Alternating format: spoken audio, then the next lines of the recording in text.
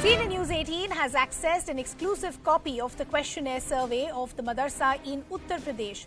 Two questions are raising concerns among the members of the Muslim community. One on disclosing the source of funding and another one on asking disclosure for affiliation.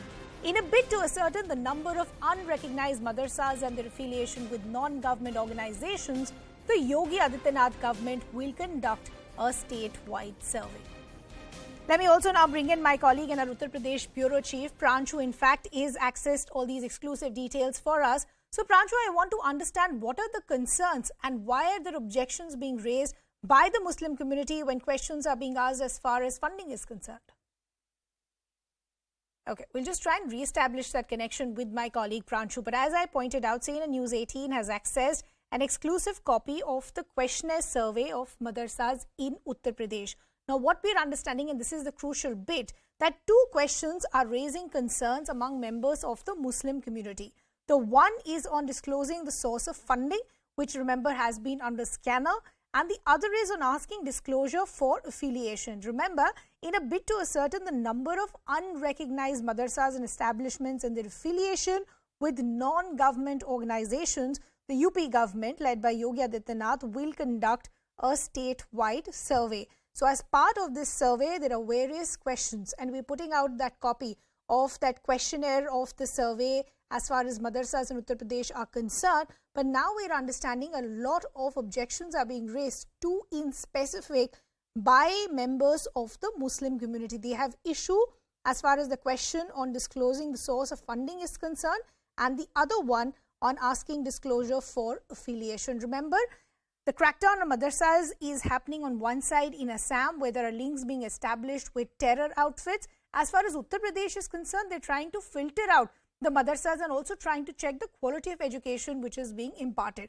I believe my colleague Pranshu is now back with us. Pranshu, if you can hear me this time around, I wanted to understand why the objection as far as the question on funding.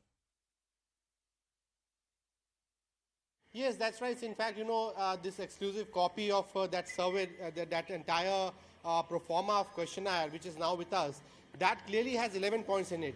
And the Muslim community and all the organizations, they are basically objecting to two major points, the point number 9 and then the point number 11. Point number 9, as you rightly said, is about the source of funding. Now, what is happening in Uttar Pradesh, and maybe, that could also be the case in many other states, is that there is a strong section of madrasas that are duly recognized by the state government. Some of them are also funded by the state government in form of salaries for the madrasa teachers, the infrastructure, and the curriculum is also monitored by the state government. But there are thousands of more madrasas which are funded directly by either the individuals or by the charitable trust or the societies, religious societies. And then, there are also other bodies who give them affiliation. So what the government wants to do is, from point number 9 and point number 11 in this questionnaire is, one, what is your source of funding? On what basis are you running these madrasas? From where are you getting the required money for the maintenance of madrasas, for providing the teachers their salaries, for upkeep of the madrasas? And then the other crucial point is, from where are you recognized? Are you affiliated to any body? This body, in case, could be any sort of the religious school, within the Muslim community, any charitable organization, national organization or international organization. So I think these are the points on which the community is alarmed. Now, what will happen is that, if this format, if this exercise is done in all its earnest, then the government will have a clear idea that many madrasas which are running, from where are they being funded? Who are the individuals? Who are the organizations? Which are those religious trusts and bodies who are funding them? Then the obvious question would be that government at any point in time could actually go out and get those details, that what is the source of funding for these individuals and the organization, and therefore this organization will no longer be operating in the realm of darkness, behind the curtains.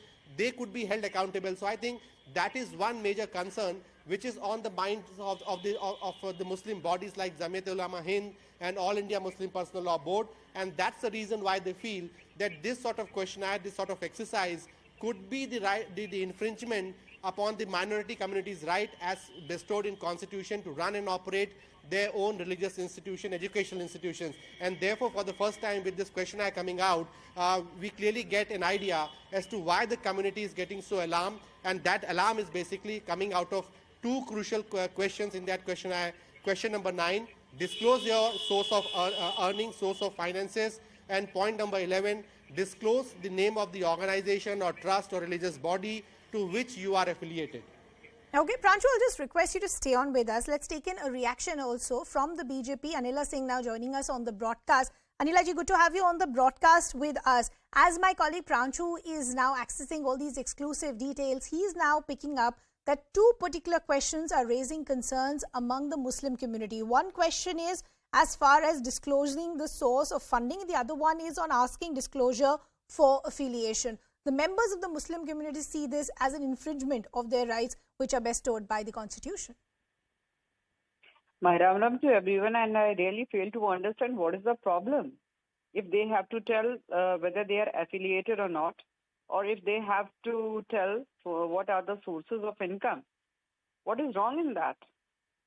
Those people who are involved in illegalities, they only are afraid to reveal things.